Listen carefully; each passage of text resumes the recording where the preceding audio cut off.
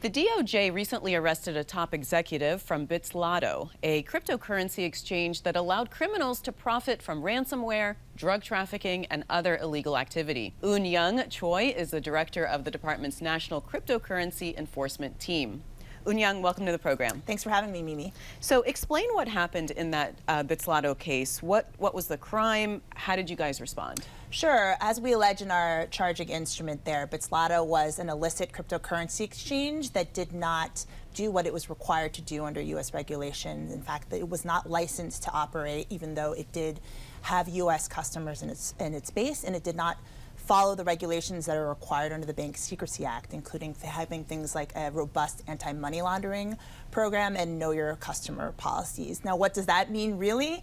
It means that anyone on the internet who wanted to launder funds could go to Bitslotto and provide literally no identifying information about themselves and transact millions of dollars. As we allege in our complaint, Bitslotto facilitated billions of dollars worth of transactions, including $700 million with Hydra, a darknet marketplace that we took down last April with our German counterparts. And so in our view, it's a pretty significant enforcement action, both because we worked with our domestic partners at the United States Treasury and using their tools and enforcement mechanisms, as well as with 6 different international partners led by the French to do arrests and enforcement actions and searches across Europe, as well as take down their digital infrastructure that allowed the cryptocurrency exchange to persist. So tell me a little bit more about this dark web platform called Hydra Market.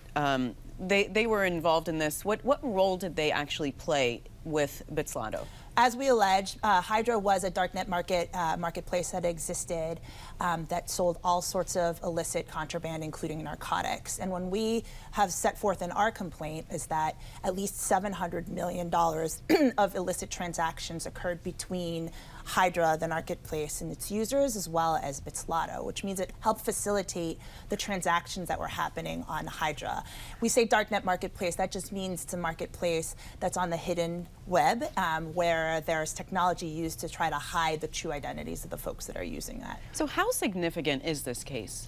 In our view, it's quite significant for 2 different reasons. One is that it highlighted the tools that we can use across government domestically in order to disrupt ongoing criminal activity. So in this case, as we mentioned, we arrested the operator, the founding operator and majority shareholder, who happened to be in Miami. He is a Russian national who was living in China for quite some time. The entity itself was registered in Hong Kong. As a result of its analysis, Treasury decided to designate it as a primary money laundering concern for Russian illicit finance, given the amount of ties it had with Russian criminal and illicit finance activity. And in addition, we partnered with our international partners because the people who were operating it were really throughout the world. They were in at least 3 different European countries. We had 6, as I mentioned, 6 different law enforcement partnerships with European authorities coordinated through Europol, and we had to take down the servers and the infrastructure that was located in Europe at the time. Yeah, there's a lot of countries involved in Yes. this. I mean, how are you coordinating all those different pieces with different countries, and they have different laws, they have different, structures? That's what makes this a notable achievement for us. It's a blueprint and the role that, sort of the model that we want to use going forward.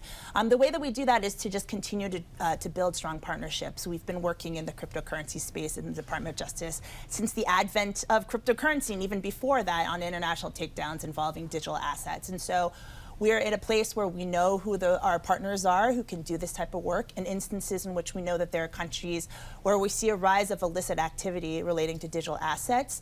We're making sure that we can build strong partnerships with them and teach them the ways of how to investigate these crimes. So it's not, so we can be sort of forward-leaning in our approach. When we see a digital asset crime touch in a jurisdiction that we have partnerships with, we can go to them and say, you should take the lead. And that's a model we use in Hydra as well.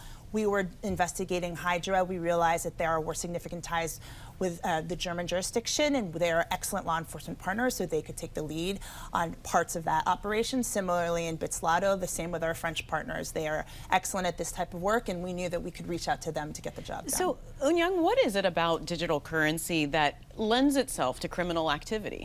Sure. I mean, I think it's like any other type of technology. It can always be exploited by bad actors. There's some specific factors that are built into their technology that we think help facilitate its use in criminal activity.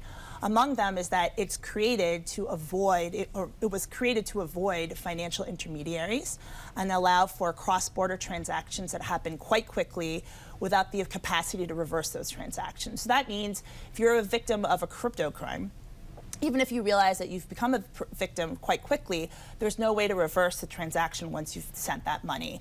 And so we're trying to develop ways in order to combat the sort of international aspect of cryptocurrency to make sure that everyone within the department who works these types of cases has the competency to understand how to follow money through the blockchain and knows all the authorities and the tools that we have both within the DOJ and with our law enforcement partners and also with our federal partners like Treasury. Just very briefly, tell me a little bit about the team, the National Cryptocurrency Enforcement Team, and what you're responsible for. Sure. It was set up by the Department of Justice in late 2021. I was appointed as its first director about a year ago in February of last year.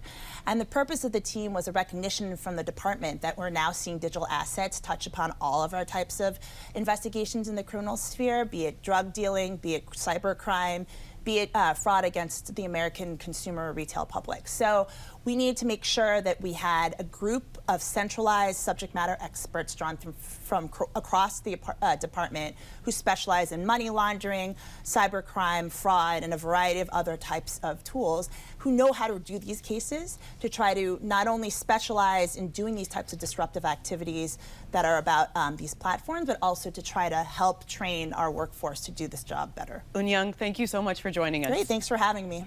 Thanks for watching. If you enjoyed the video, give it a thumbs up and subscribe to our channel so you don't miss out on any future Government Matters interviews.